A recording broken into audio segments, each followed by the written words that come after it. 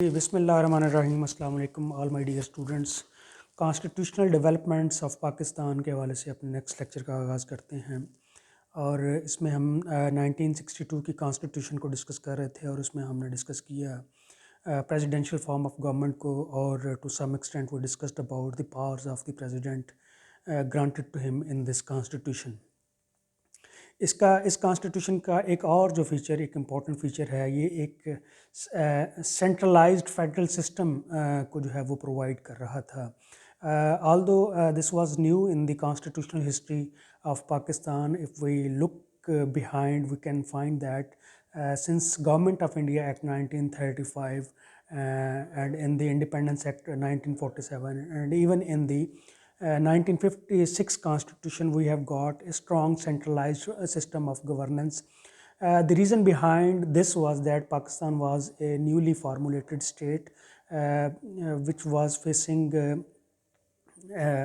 a number of problems with regard to its unity and the distribution of the wealth, the distribution of powers and the due representation of the two units, East Pakistan and West Pakistan, in the legislature of Pakistan. So in order to curb those differences and in order to bring the parity among these two units, this was quite required that a strong central government should be at place which could constitute the unity among the state of Pakistan.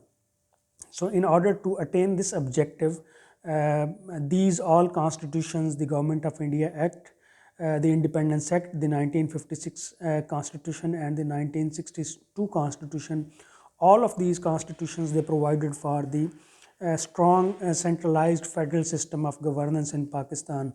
So basically this was a very unique feature, and if it could have been applied more rationally, this could have become a blessing for the state of Pakistan. But unfortunately this wasn't applied in a proper way, in a due course, and the individual benefits, individual interest, they overcome the national interest of Pakistan. And we can see that different people in the history of Pakistan, just in order to retain their chair, just in order to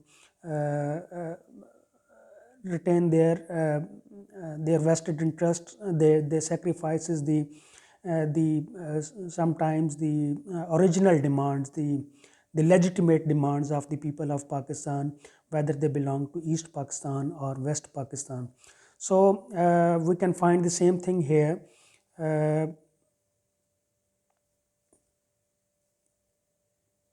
The political parties with predominant following in East Pakistan did not accept the 1956 Constitution as containing insufficient provincial autonomy. The fact was that even under the 96 Constitution, the central government continued to dominate and the provincial and regional feelings continued to grow. तो 1962 की जो constitution थी, इसमें भी वो जो है federal system of governance जो था, एक स्ट्रॉन्ग सेंट्रलाइज्ड फेडरल सिस्टम था। तो ये इसने जो है उस सब डिवीजन को फर्दर जो है वो वाइडन किया जो ऑलरेडी ईस्ट पाकिस्तान और वेस्ट पाकिस्तान के दरमियान थी। हम देख सकते हैं कि जो सेकंड कॉन्स्टिट्यूंट असेंबली बनी थी, जिसका काम 1956 की कॉन्स्टिट्यूशन देना था, उसमें ही ये डिमांड्स आ गई थी ईस्ट पाकिस्तान की तरफ से, क्योंकि उनके कुछ कंसर्न्स थे पाकिस्तान की इकोनॉमी के हवाले से, डिस्ट्रीब्यूशन ऑफ वेल्थ के हवाले से, और तो उनका ये कंसर्न थे कि सेंट्रल गवर्नमेंट जो है वो इतनी स्ट्रांग नहीं होनी चाहिए, बल्कि प्रोविंशियल ऑटोनॉमी जो है वो ग्रांट की जानी चाहिए। तो 1962 का कॉन्स्टिट्यूशन भी जब फेडरल सिस्टम ऑफ गवर्नेंस को और एक स्ट्रॉन्ग सेंट्रलाइज्ड फेडरल सिस्टम को लेके आया, तो वो बात फिर से जो है वो ईस्ट पाकिस्तान में वो जो सब डिवीज़न थी वो मज़ीद जो है वो वाइडन हो गई, और मसाइल जो हैं वो पहले से ज़्यादा जो हैं वो बढ़ गए। अब इसमें यह हुआ कि the distribution of legislative powers under the government of India act जो 1935 था, उसमें जो लेजिस्लेटिव पावर्स जो थी, अगर आपको याद हो हमने जो डिस्कस किया था, 3 लिस्ट्स उन्होंने प्रोवाइड की थी। एक जो थी वो फेडरल लिस्ट थी, सेंट्रल लिस्ट थी, एक प्रोविंशियल लिस्ट थी और एक कंकरेंट लिस्ट थी। फेडरल लिस्ट में जो सब्जेक्ट्स थे उन पे फेडरेशन लेजिस्लेट कर सकती थी, प्रोविंशियल लिस्ट में जो सब्जेक्ट्स थे उन पे प्रोविंस लेजिस्लेट कर सकता था। और कंकरेंट लिस्ट जो थी उन पे दोनों लेजिस्लेट कर सकते थे, लेकिन अगर कोई कॉन्ट्राडिक्शन दोनों के दरमियान फेडरल लेजिस्लेशन और प्रोविंशियल लेजिस्लेशन के दरमियान आती थी तो फेडरल लेजिस्लेशन जो है वो प्रिवेल करती थी।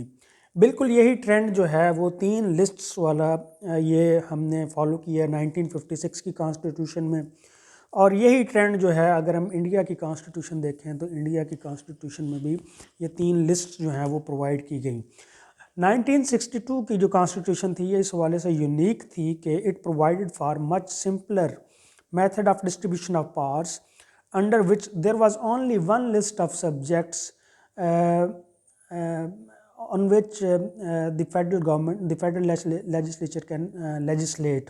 तो उन्होंने एक ही लिस्ट दी और उसमें सब्जेक्ट्स जो है they listed the subjects in that list and on those subjects only the federal government could legislate। Rest of the subjects they left it up to the legislation by the provincial legislatures। however they didn't pinpoint those subjects के जी ये points हैं या ये जो subjects हैं इनके ऊपर provinces कर सकेंगे। उन्होंने अपनी डिमांड जो है वो वाजे कर दी कि जी हम इन पे लेजिस्लेट करेंगे, ठीक है। बाकी उन्होंने जो है वो उसको ओपन एंडेड छोड़ दिया।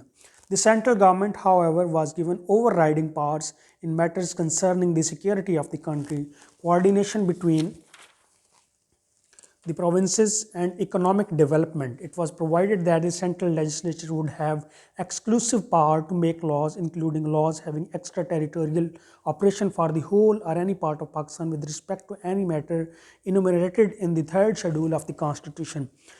तो उन्होंने अपने जो सब्जेक्ट्स थे उनको इनलिस्ट करके बाकी प्रोविंसेस पे छोड़ दिया, लेकिन इसका अगर उनके ऊपर लेजिस्लेट प्रोविंशियल गवर्नमेंट्स करती हैं तो एक ओवरराइडिंग एक इफेक्ट जो है उन्होंने अपने पास एक अथॉरिटी जो है वो रखी कि अगर पाकिस्तान की सिक्योरिटी या इकोनॉमिक डेवलपमेंट के हवाले से या mutual coordination between the provinces के हवाले से अगर कोई प्रोविंशियल लेजिस्लेशन इन हमारे जो है वो इंटरेस्ट को अगर वायलेट करती है तो उसके ऊपर ओवरराइडिंग इम्पैक्ट जो है वो हमारी लेजिस्लेशन का होगा, वो फेडरल लेजिस्लेशन उसके ऊपर जो होगी वो उसके ऊपर प्रिवेल करेगी।